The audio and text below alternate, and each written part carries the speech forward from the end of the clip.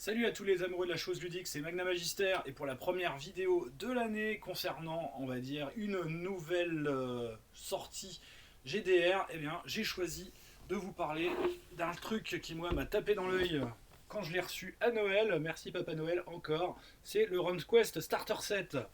Alors je ferai, je le dis, une revue évidemment de la gamme, surtout de la gamme 3ème édition française que j'apprécie énormément et qui, moi, me suscite toujours d'excellents, on va dire, souvenirs de rôlistes, de jeunes rôlistes. Parce que j'y ai un peu joué, on va dire, dans ma jeunesse de rôliste, je ne l'ai pas maîtrisé, mais je l'ai surtout joué. J'ai joué, on va dire, des campagnes mythiques en tant que joueur, mais justement, je vais y revenir par rapport à cette starter set. Et franchement, rouvrir ce starter set, on va dire, à l'occasion, on va dire, de ce magnifique cadeau que l'on m'a fait à Noël, ça a été pour moi, on va dire, voilà, ma Madeleine de Proust. Même si, comme je l'ai toujours dit, c'était pas des madeleines, hein, c'était des petits beurres. Mais ça, c'est voilà, les madeleines, c'est plus vendeur. Euh, voilà, donc la boîte, le starter de RunQuest, je pense, là, franchement, je peux le dire déjà. Pourtant, on est que le 3 janvier. C'est probablement le meilleur produit, on va dire, d'initiation pour RunQuest et même d'initiation au jeu de rôle que j'ai jamais vu de ma carrière. Mais vraiment. Et pourtant, il y a de très très bonnes boîtes d'initiation.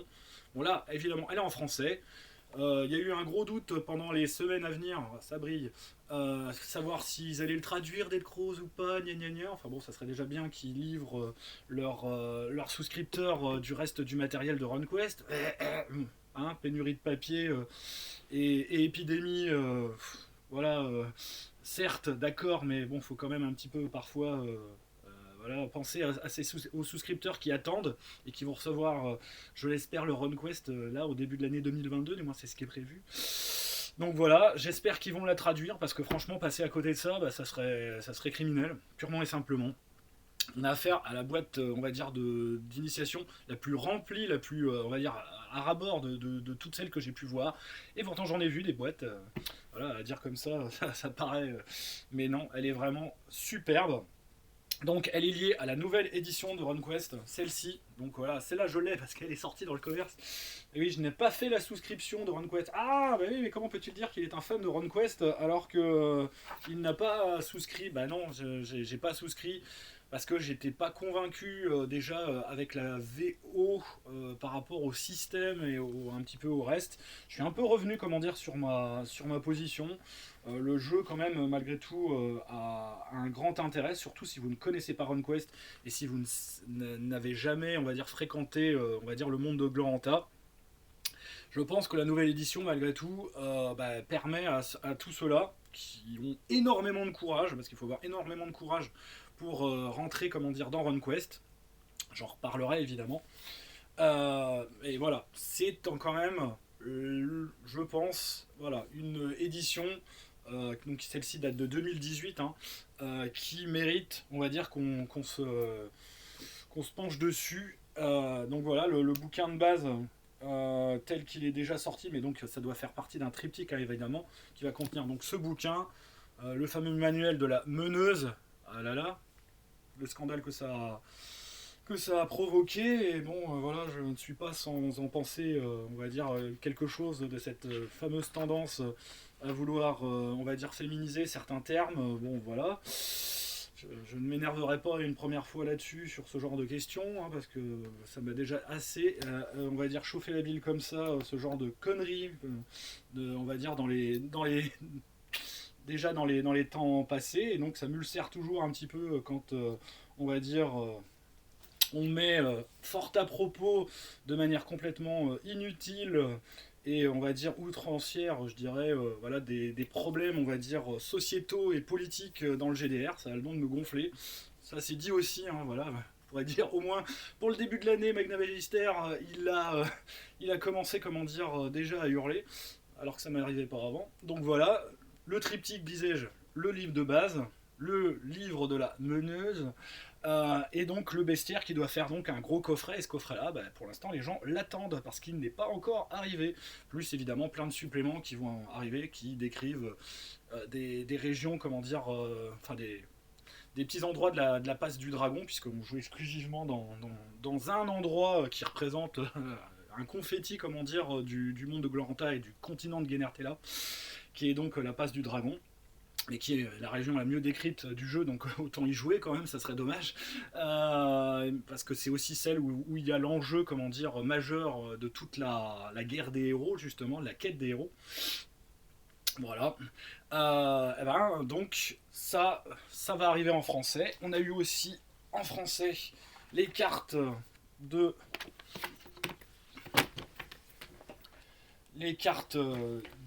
justement de faites par le grand Olivier Sanfilippo Akae. Voilà. Donc les cartes de chacune des grandes régions de Genertella, qui est donc le continent principal de Gloranta. Alors est-ce que je vais réussir à retrouver voilà, les pâturages justement, par exemple ici, Tarche, etc. Donc voilà, on a vraiment une carte pour chacune des grandes régions, on va dire,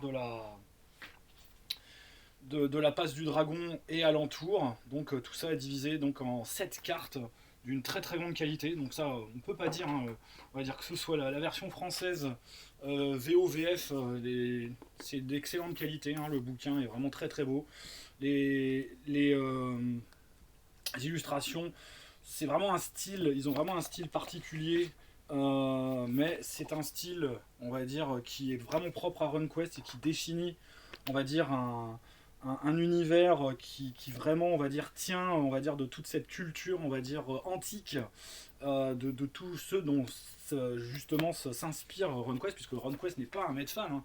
RunQuest, c'est un antique fan, et on le dira jamais assez, c'est un jeu, comment dire, qui joue plus, et beaucoup plus sur la mythologie et les codes de l'Antiquité que n'importe quel autre maître fan, et c'est pour ça qu'il faut le prendre comme tel, et qu'il faut réellement le faire... on va dire, mettre en exergue ses spécificités. Et ses spécificités, c'est de jouer, comment dire, un membre, on va dire, d'une communauté, d'un culte, vraiment d'une civilisation qui est différente de celle des autres, et jouer justement ces interactions entre les différentes cultes, sociétés et civilisations. Voilà. Et donc là, on va dire, la proposition ludique de base, c'est d'être vraiment un rebelle, un barbare, d'une certaine manière, qui s'oppose justement à l'Empire lunar, qui les a envahis, qui a tenté de les coloniser, d'imposer leur religion et de les rejeter, on va dire, vaillamment, l'arme à la main. Ça, c'est le thème de RunQuest. Et c'est un thème, on va dire, qui est éminemment épique, intéressant et propice, on va dire, à faire du GDR. Autre que, on va dire, voilà, pousser des portes de donjons, tuer des monstres et grappiller des trésors. On est vraiment dans une autre optique ludique avec, on va dire, ce jeu. Mais ça, j'y reviendrai. Je vous présente donc la boîte. Donc la boîte, elle est, comme je le disais, de très bonne qualité. Donc moi, voilà, je l'ai commandé à l'époque pour l'avoir pour Noël, en cadeau de Noël sous le sapin au Canada. J'ai eu du bol de l'avoir avant Noël. Donc la boîte se compose de un set de dés. Voilà, donc set de dés complet. Sachant que donc RunQuest est un système à pourcentage. On aura donc surtout besoin du dé 100, mais les autres dés sont, on va dire, utiles pour, on va dire, la localisation, on va dire, les dégâts des armes, etc. Il y a 4 livres, donc un livre de règles, qui fait donc 60 pages. Derrière, il y a une partie de la carte, justement, de la passe du dragon. Donc si jamais on prend en fait tous les livres, on peut reconstituer en fait la carte. Oups, il faudrait peut-être que je les mette dans le bon sens. Oui, non, j'y arriverai pas. Voilà, c'est la polio du matin. Voilà, donc vous voyez, vous pouvez joindre les cartes. Et donc avec les 4 livres, ça fait une carte globale. Donc au niveau de ce livre de règles, on a vraiment tout le nécessaire pour jouer. Donc le système de base, système donc à pourcentage, la description des compétences, voilà, avec une table où il vous présente voilà, les pourcentages, les proportions pour obtenir des réussites partielles, des réussites on va dire spéciales et des critiques. Voilà, la fameuse table de résistance qui a toujours été gardée, où donc on oppose un attribut à un autre pour avoir un pourcentage. Donc ça c'est assez simple, hein, c'est des incréments de 5 en 5 en fonction de si vous avez plus 1 ou moins 1 dans la caractéristique. Ça reste le basic role-playing hein, qu'on connaît, on va dire, pour Cthulhu. Ils ont repris le système des passions qui existait donc dans Pendragon, voilà, avec un système de magie très important basé donc sur les runes, où donc avant on avait dans l'ancienne édition donc la magie on va dire mineure, voilà, c'était magie spirituelle, la magie divine et la sorcellerie. Donc il y avait 3 types de magie, plus on va dire tout ce qui concerne évidemment l'invocation des esprits, donc la magie un peu chamanique. Et donc là, ils ont opté, on va dire, pour donc uniquement magie donc mineure, magie runique et donc la magie chamanique surtout décrite. Voilà, pour les là, ici, c'est mieux. Un tableau, comment dire, pour voir quelles sont les interactions entre les différents jets. Voilà, vous faites un jet normal contre l'autre qui fait une parade, on va dire critique. Qu'est-ce que ça fait? C'est quand même très utile hein, pour résoudre le truc, mais bon, au moins c'est clair, c'est clairement, on va dire, exposé, donc on est vraiment là-dedans au niveau des règles. Le système d'initiative, on me dire un petit mot, en fait vous avez un rang d'initiative qui est déterminé en fait par votre dex et par, on va dire, le facteur de votre arme ou le facteur, on va dire, d'incantation de votre sort, et ça vous donne en fait une sorte de piste sur lequel vous allez mettre, on va dire, soit des pions, soit des marques pour indiquer que telle personne agit à tel rang. C'est assez simple, hein. Ça sur ce point au niveau du système, à la résolution, il n'est pas compliqué, hein. Ça reste, comme je disais, du basic role-playing. Il y a donc évidemment aussi l'utilisation des runes et des sorts de runes qui est décrite, la magie spirituelle, comment ça fonctionne également.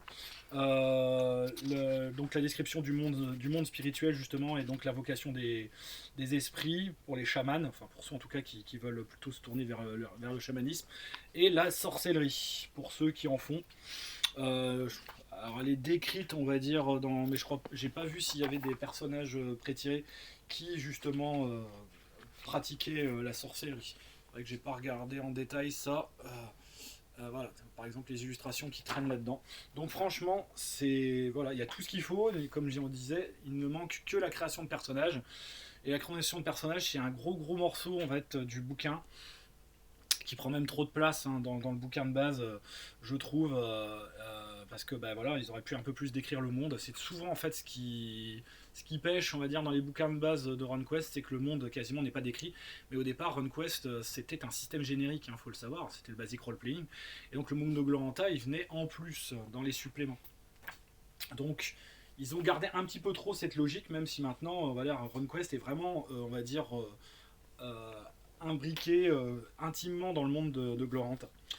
Donc le deuxième bouquin, le monde de Gloranta, donc vous avez en 60 pages l'atout du matin qui revient, la description donc de Gloranta, on a la description complexe également donc de Johnstown, qui est donc une des villes importantes évidemment de Sartar, l'endroit en fait où vous allez commencer, hein, c'est vraiment la capitale entre guillemets, où il y a le roi justement à l'époque, enfin en tout cas du moins ce qu'il en reste, et donc voilà, donc la description est assez succincte, mais on a tout quand même les principes, on va dire, fondateurs de Gloranta, voilà, le schéma, comment dire, mythique, cosmogonique du monde. La description évidemment de la passe du dragon, avec la carte justement de la passe du dragon. Donc ça c'est celle du bouquin, mais il y en a une autre évidemment qui est détachée à cet effet, voilà, avec des dessins qui font vraiment penser, on va dire, à des fresques mythologiques que je trouve vraiment très sympas. On est vraiment dans l'ambiance. Et donc avec la description donc de Johnstown, alors je sais plus comment, j'ai un trou de mémoire comme à chaque fois, mais sur c'est Jonville je crois dans la version française, enfin ils avaient fait les traductions, hein. Et bon, moi j'ai fréquenté le jeu dans les deux éditions, enfin en français et en anglais, donc parfois il y a des trucs qui m'échappent, j'en suis désolé. Donc voilà la description des PNJ de la ville. La ville est vraiment décrite quartier par quartier, hein. Donc c'est plutôt pas mal avec des descriptions de plein de PNJ très importants. Donc les fameux quartiers en question, les voici. Décrits voilà, avec des dessins qui sont en fait des zooms sur la carte de la ville, faite donc aussi par Olivier Sanfilippo Akae, qui a fait vraiment un travail formidable sur cette gamme en termes de cartographie. Mais vraiment, voilà, bon, faut dire, au niveau cartographie, hein, c'est le boss. Hein, voilà, la région, comment dire, de Johnstown, justement. J'y reviendrai, et c'est celle où va se passer évidemment l'essentiel des scénarios qui sont proposés. Alors, justement, livre 3. Ça rappellera beaucoup les fameuses solo quêtes, qui étaient en fait donc des scénarios, livre dont vous êtes le héros. Voilà, un livre dont vous êtes le héros à 180, un peu plus, 200 paragraphes, où donc on nous propose de jouer cette jante demoiselle, voilà, dont les caractères complètes sont dans les pré-tirés. Je vais vous les montrer dans un instant. Et donc, voilà, on a vraiment donc on nous propose carrément de jouer de rejouer une bataille en fait, et les coulisses, on va dire, vues par les yeux donc de cette demoiselle qui est donc Vassana, fille de Farnan, de la bataille de Dangerford. Dangerford. Et franchement, bon, je ne l'ai pas encore testé, mais ça m'a l'air vraiment d'être une bonne manière, en tout cas, d'initier le jeu. Vraiment. À la lecture comme ça, on va dire, quand j'ai survolé la chose, parce que j'ai pas eu le temps de la jouer, franchement, ça me paraît être vraiment une bonne initiative. Ça me rappelle, on va dire, l'excellent quête, donc c'est Seul contre les flammes, de la boîte d'initiation de Cthulhu. On est vraiment dans cette veine-là. Hein. La boîte d'initiation en fait de RunQuest, qui est, on va dire, un ajout récent à la gamme RunQuest en VO par Chaosium, est vraiment, on va dire, dans cette lignée de qualité justement de la boîte d'initiation de Cthulhu. Mais même moi je trouve qu'elle est encore mieux parce qu'encore plus complète, et pourtant celle de Cthulhu était vraiment très complète. Le livre 4, avec toujours le morceau de carte derrière. Donc là présente 1, 2, 3. Oui, 3 gros scénarios, plus on va dire des idées de scénarios supplémentaires. Le bouquin, lui, donc de scénario en question, fait également 80 pages. Mais j'ai l'impression que c'est vraiment complètement plein à craquer. Il y a des choses supplémentaires d'ailleurs, très importantes. Le calendrier spécifique, justement, du monde de Gloranta, qui est vraiment, voilà, c'est un outil extrêmement utile parce que le calendrier a tellement d'importance puisqu'il y a beaucoup de fêtes religieuses et de faits religieux, voilà, de choses qui se passent, donc on ne peut rien faire sans. Donc un scénario d'introduction qui s'appelle donc Wrath Landing, voilà, où on commence, on va dire, avec des aventures donc sur le marché. On est à Johnstown et après on va un petit peu dans la campagne pour y combattre les forces du chaos. A Fire in the Darkness, après, donc celui-ci donc, nous propose, on va dire, de résoudre des problèmes, on va dire, d'incendie, comment on dit en français, arsoniste, d'incendiaire. Voilà. Comme je vous dis, parfois, il faut que je réfléchisse pour passer de l'anglais au français. Et donc, avec toujours le chaos derrière, et surtout, le scénario, moi, qui m'a vraiment, on va dire, voilà, mis des étincelles dans les yeux, de Rainbow Mounds, qui est la réadaptation en fait de la mythique campagne des monts arc-en-ciel, donc le sentier de la pomme, qui était le lieu où se déroulait justement une partie de l'intrigue, plus donc les monts arc-en-ciel, qui est vraiment une campagne que moi j'ai joué. Je l'ai joué en tant que joueur, donc c'était dans les années 90 et ça m'avait émerveillé. Et là, je retrouve en fait cette intrigue qui est vraiment un grand classique et qui m'a donné envie. D'ailleurs, j'avais envie, même avant que cette nouvelle édition ne paraisse, de m'y remettre et donc de le faire découvrir à mes joueurs. J'espère que ce sera bel et bien, on va dire, en route pour l'année 2022. Et donc voilà, on a cette intrigue revue et corrigée.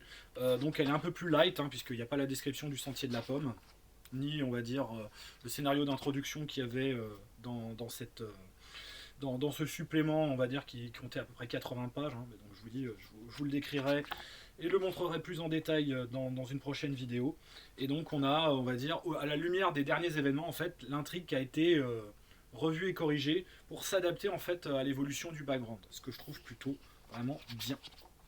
Voilà. Donc on a vraiment des petites surprises. Ceux qui connaissent l'intrigue, ils y retrouveront quand même quelques petites choses. Moi, voilà.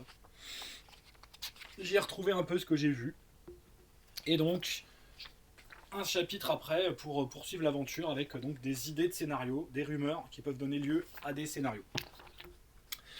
Comme toujours en commençant donc à Johnstown. Jean-Zolm, oh, je sais plus. Bon bref, ça me reviendra décidément pas.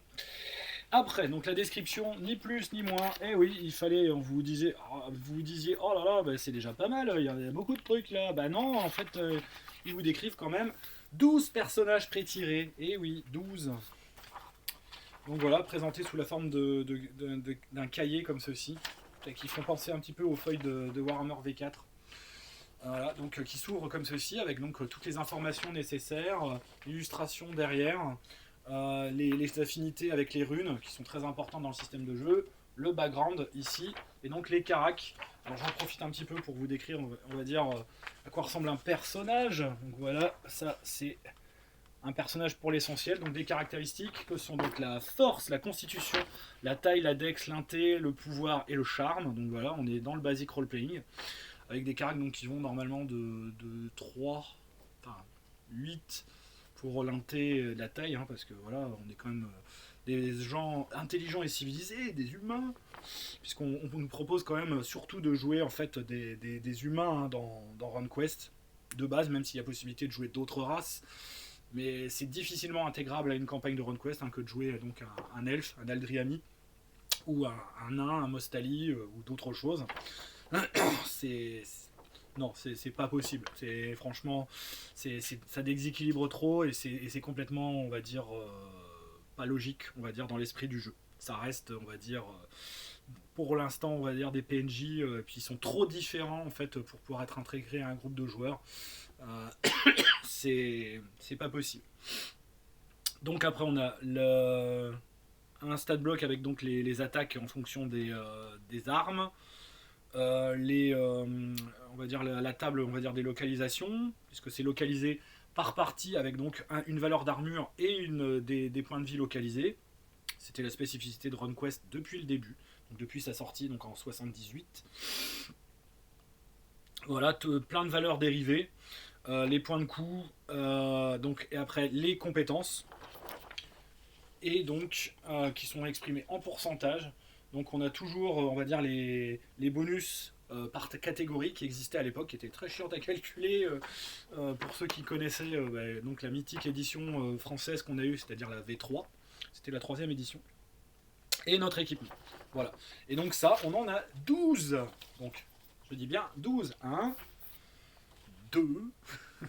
Voilà. Donc le premier, c'était un chasseur. Le deuxième, donc, c'est plutôt c'est un initié donc de Hurmal, qui est lui, il était initié de Umact, le chasseur. Ah oui, bah voilà, je comprends mieux maintenant. Umact, donc, qui est le dieu, on va dire, de la mort et des chasseurs de morts vivants. Donc c'est un peu un chasseur de loups-garous, je pense.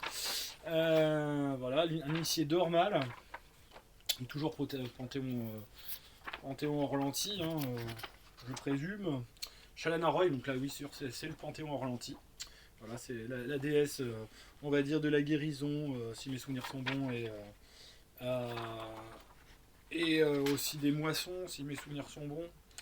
Et là, j'avoue qu'il va falloir que je révise un RunQuest, parce que j'ai des vieux souvenirs, mais pas à ce point-là. Mais bon, même si ça m'a beaucoup, on va dire, plu. Donc un autre, voilà, un troisième, quatrième personnage, un initié donc de Taureau Tempête, Mago le Fier, fils de Barossus. Donc vous voyez, en plus à chaque fois c'est fils de. Très important, la filiation, le clan, la communauté, la culture. Voilà. Ici donc une prêtresse de Morangor, parce que techniquement, donc quand vous jouez des personnages RunQuest, vous jouez tous des initiés au départ d'un culte. C'est obligatoire.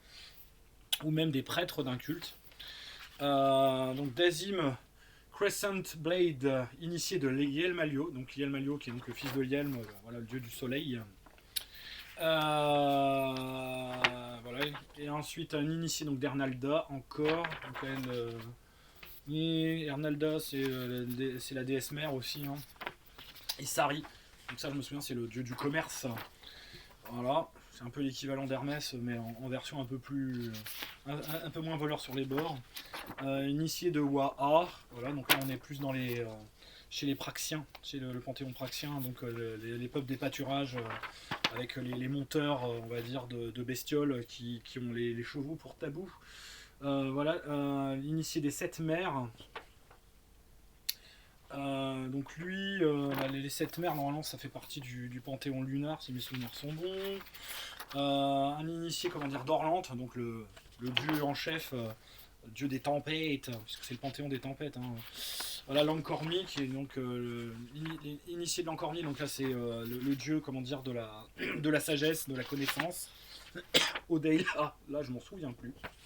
Odeila, ça me dit rien du tout. Bon, ça doit être aussi probablement du panthéon Orlanti. Hein. Et donc un initié de Babes-Tergor, donc ça pareil, je ne m'en souviens plus. Il faut dire, RunQuest est tellement pléthorique que c'est dur de se souvenir de tout. Donc vous avez après aussi une feuille de personnages vierges, après c'est 12 personnages, même deux fiches vierges, pardon, voilà. Et après, la boîte se termine avec donc des cartes et des fiches de référence. Donc vous avez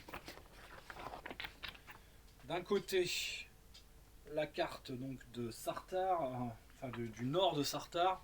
Oui, il n'y a pas le sud. De l'autre côté, la carte globale donc de Johnstown. Voilà. Les cartes pour les scénarios, dont en particulier la carte en grand format des cavernes des monts arc-en-ciel. Donc version player, version MJ. Voilà. Le fameux strike enfin la piste, le tracker pour l'initiative. Voilà. Les feuilles de référence pour le starter set qui peut servir techniquement d'écran. Hein. Il y a tout ce qu'il faut. Et donc des feuilles, également une feuille supplémentaire sur les runes pour la magie runique. Voilà, donc vous voyez, la boîte est bien pleine. Vous en avez pour votre argent. En plus, la boîte en VO, bon, hormis le fait que voilà, j'étais obligé de payer des frais de port, était vraiment pas chère. Je crois que la boîte elle doit nous revenir à 25 €. Elle est disponible, je crois qu'elle est encore disponible sur Philibert. Si vraiment l'anglais ne vous fait pas peur et que vous voulez pas attendre la traduction française, parce qu'elle risque d'arriver un jour peut-être. On ne sait pas ce qui peut nous arriver avec Dead Crow, voilà. Donc on verra bien, mais préférez plutôt la version anglaise si vous êtes impatient de découvrir cette boîte, on va dire, d'introduction qui est vraiment, vraiment, vraiment géniale. Voilà, vous avez tout là-dedans. 3 scénarios plus de quoi jouer avec la description de la ville. Pendant vraiment, voilà, vous pouvez jouer largement un an et demi avec tout ce qu'il y a là, puisqu'en plus il y a 12 pré-tirés. Donc vous en fichez de ne pas avoir les règles de création. Si vraiment vous avez besoin, vous achetez le bouquin. Après, le bouquin, c'est essentiellement des règles. Hein. Il n'y a pas beaucoup de description du monde, ce qui est un peu dommage. Même si, bon, il y a le strict nécessaire, mais bon, on n'en a jamais assez pour gérer en fait le monde de Gloranta. Il nous faut quand même une description solide, sachant que le mieux pour ce qui est on va dire, de la description du monde, c'est les 2 encyclopédies que je vous montrerai quand je ferai la description de la gamme, qui avaient été voilà, 2 tomes encyclopédiques de 600 pages chacun, énormes. Ils sont là-haut d'ailleurs, c'est eux qui soutiennent la voûte céleste d'une certaine manière, tellement ils sont énormes, et qui décrivent vraiment tout le monde de Gloranta comme un atlas, quoi, en fait, avec en plus un supplément de cartes qui était vraiment génial. C'était l'une des premières souscriptions que j'ai pu faire dans les années 2010, et franchement j'avais pas été déçu du voyage. Et si voilà, vous pouvez vous dire que si jamais vous cherchez vraiment quelque chose d'exotif sur le monde de Gloranta, que vous voulez l'adapter à votre propre système, que le système RunQuest est quand même un peu ardu, hein, faut quand même se le reconnaître. C'est un jeu qui est très très fouillé, qui a encore ces vieux relents, on va dire, d'une époque où on aimait les systèmes un peu cossus, mais qui fonctionne très très bien. Franchement, par contre, il est extrêmement meurtrier. Alors là, faut pas vous attendre. Voilà, vous pouvez faire des choses de dingue. Voilà, ça vous le permet. L'essai d'édition permet de retrouver, on va dire, cette ambiance-là. Mais la quête pour devenir un seigneur des runes va être longue et difficile, parce que dès que vous prenez un mauvais coup, c'est un bras qui vole, hein, ou la tête, alouette. Voilà, faut être clair là-dessus. Donc voilà, je voulais vraiment vous présenter ce starter set qui, moi, m'a vraiment explosé dans les yeux, c'est le cas de le dire. À la lecture, en tout cas, on s'est pas fait une lecture approfondie, mais ça donne vraiment envie de s'y mettre. Et moi, de m'y remettre et de faire découvrir ce jeu, même si, bon, j'ai un peu peur, justement, parce qu'à cause du système de jeu qui est quand même assez touffu, et on va dire du monde qui, lui, est. Voilà, c'est le monde sûrement de GDR le plus décrit, le mieux et le plus décrit dans tous ces petits détails de la vie quotidienne, dans la description, on va dire, de chaque région, de chaque lieu, de chaque. C'est pléthorique au niveau, on va dire, donc culturel, au niveau culturel, au niveau des peuples, au niveau donc voilà de tout cela, de sa mythologie, de sa cosmologie et cosmogonie. C'est l'univers le plus riche qui existe de toute notre de tous les univers de jeu qu'on peut avoir à nos tables. Il a quand même été on va dire développé par Greg Stafford, donc c'était à partir de 1960, fin des années 60. Je vais pas dire de bêtises, mais je crois que ça doit être 60. Ouais, il a commencé à le décrire en 67. Là, il a sorti donc RunQuest en 78 et il a décrit le monde jusqu'à sa mort donc en 2018. Paix à son âme d'ailleurs, et merci à lui de tout le travail qu'il a fourni pour notre belle passion qu'est le jeu de rôle. Il n'a pas participé qu'à RunQuest, hein. Il a aussi participé à d'autres jeux majeurs comme Pendragon, qui fera l'objet probablement d'une revue plus tard sur la chaîne. Donc voilà, j'en dirai plus dans une prochaine vidéo sur RunQuest. Il faut que je révise un petit peu, hein, je dois le dire, parce que là j'ai pris un petit peu à froid, mais je pense que ça valait la peine qu'au moins je vous dise que cet objet-là, donc le starter set, était vraiment, vraiment important si vraiment vous voulez vous y mettre, si le jeu vous en dit. C'est ça qu'il faut. C'est cette boîte-là qu'il faut acheter avant même le bouquin de base. Voilà, sans problème. En VO si vous pouvez pas attendre. Sinon, attendez-le en VF, mais comme je vous dis, là, vous êtes dans l'incertitude la plus totale en ce qui concerne la traduction de cette boîte. J'espère que ça arrivera bientôt. Je pense que pour vraiment valoriser le jeu en VF, au vu en tout cas des déboires de la gamme RunQuest en VF actuellement, le starter set, voilà, ça serait vraiment un atout stratégique chez Dead Crows de le sortir vraiment le plus rapidement possible. Mais j'y crois pas, voilà, puisque bon, visiblement, ils ont dit qu'ils traduiraient pas à l'identique. Donc, si vraiment vous voulez avoir l'outil comme ceci, je pense qu'il y a un problème, après ce que j'avais entendu dire pour les dés, qui seront pas forcément dans la boîte. Bon, faut dire, ils vendent quand même des sets de dés à part chez Dead Crows, donc je peux comprendre aussi, mais bon, mettre des dés, enfin plein d'objets, on va dire, différents d'accessoires dans une boîte de jeu, ça multiplie les coûts et ça pose problème au niveau de la production. Je peux le comprendre. Mais bon, ils veulent aussi peut-être vendre leur set de dés. Hein. Il faut aussi être pragmatique un petit peu dans l'idée. Hein. Ne soyons pas, on va dire, dans une sorte voilà, d'artifice, on va dire, bienveillant et de béatitude un peu niaise. Mais si au moins ils traduisent ne serait-ce que les livres et les cartes qui sont à l'intérieur, il y a déjà de quoi faire, en espérant, on va dire, que la boîte ils puissent la faire pour une trentaine, 35 euros, on va dire, ça serait pas mal, quoi. Voilà, parce que ça en vaut largement la peine, même si c'est des livres à couverture souple, hein, évidemment, pour cette. Donc il faudra y faire très attention, je pense qu'à mon avis, à la longue, elle sera un petit peu fragile. Je dis ça, je dis rien, donc en tout cas, voilà, renversez pas de l'eau dessus, sinon c'est foutu. Dans la mesure où il n'y a pas de couverture, il n'y a pas de. Voilà, posez pas comment dire, vos chips sur les bouquins, sinon les taches de gras ça va se voir un peu. N'y touchez pas, comment dire, avec des doigts, on va dire, plein de sucre collant, parce que sinon vous risquez d'avoir des problèmes. Mais bon, ça c'est les aléas des tables de jeu, on sait très bien ce que c'est. Hein, voilà. Mais bon, en tout cas, pour cette qualité-là, pour ce prix-là, je pense que vous trouverez rarement, et même pas du tout, d'autres choses ailleurs pour découvrir ce formidable jeu qu'est RunQuest. Voilà, donc, prochaine vidéo dans un proche avenir, je l'espère. Je vais voir par rapport au programme de la chaîne pour vous faire justement une vidéo sur RunQuest. Mais pour l'instant, voilà, première vidéo de l'année. c'est RunQuest Starter Set. Et eh ben, foncez, essayez de le trouver. Comme je vous dis, elle est normalement encore sur Philibert, mais peut-être pas pour longtemps, hein. Sinon, voilà, vous la commandez là où vous pouvez. Et je pense que de toute façon, pour une quarantaine d'euros, frais de port compris, vous pourrez l'avoir. Et ce sera très très très rentable, croyez-moi. Voilà, pour découvrir ce jeu, si vous n'êtes pas rebuté par l'anglais. L'anglais est simple, il n'y a pas de problème. Le monde, lui, par contre, voilà, c'est un frein parce que ça demande énormément, on va dire, d'investissement. Le système de jeu un petit peu plus cossu que la moyenne, mais pas insurmontable de mon point de vue. Voilà, puisque ça reste un système à pourcentage qui est très clair, hein, une fois mais il y a beaucoup de choses, on va dire, à prendre en compte qui augmentent la difficulté dans le jeu.